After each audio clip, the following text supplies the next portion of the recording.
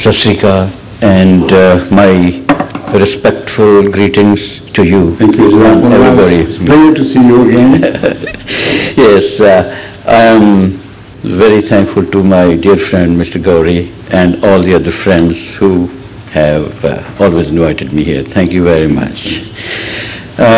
With profound respect to Islam and all religions which I do, I've got two small questions, although I never indulge myself in religious discussions, but there are 2 points which I would like to know from you. Please. You Please do. being most learned around here. First is,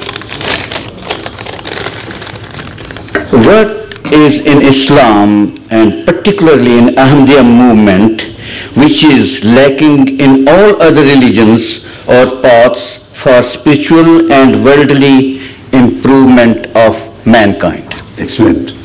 First question first and then the second. That's right, yes. That's right. You can occupy the chair if you please. I have written a small article, or rather in fact it is a short address I gave somewhere in Australia or somewhere, which dealt with this very question, the distinctive features of Islam. And there I have not only presented one, but I have presented quite a few features which, with reference to the Holy Quran, with reference to the other holy books, I have presented as unique, which are not shared by other religions. Now, that can be read, of course. Somebody, some friend of yours, Gauri Sahib, would present you with that small booklet or a pamphlet. But what I point out here is the principal issue of there being a distinction in one religion against other. Why should there be?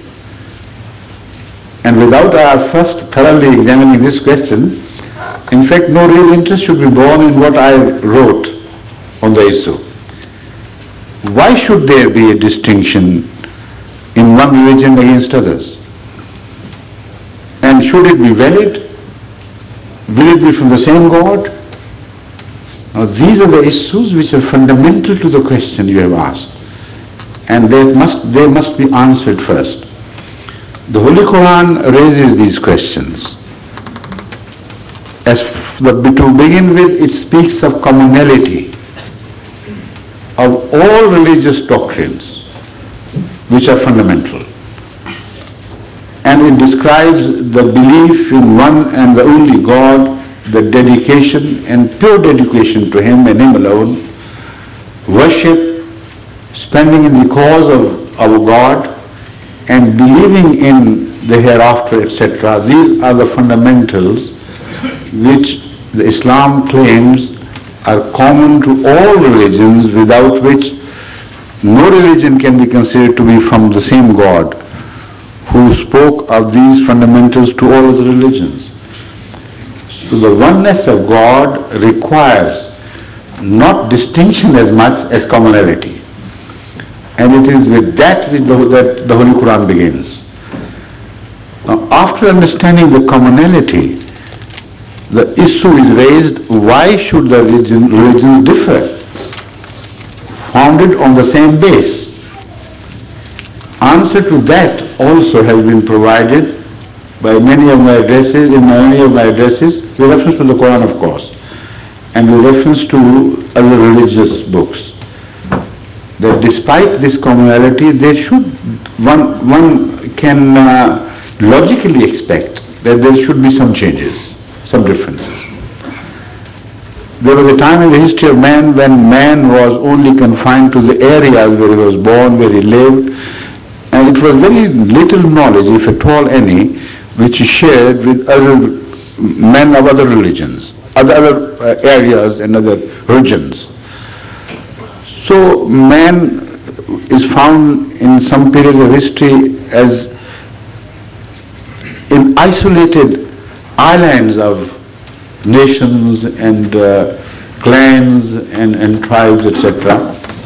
And the religions which were revealed at that time owed their responsibility to those limited people and not to the world as a whole.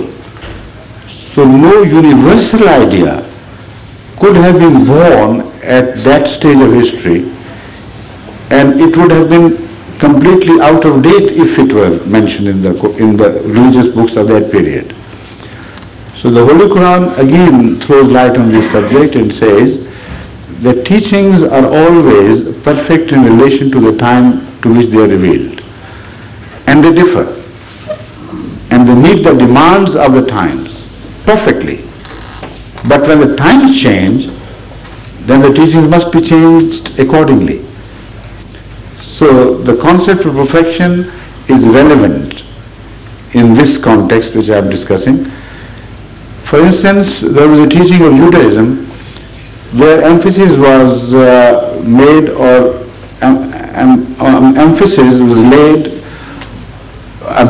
emphasis lay on revenge.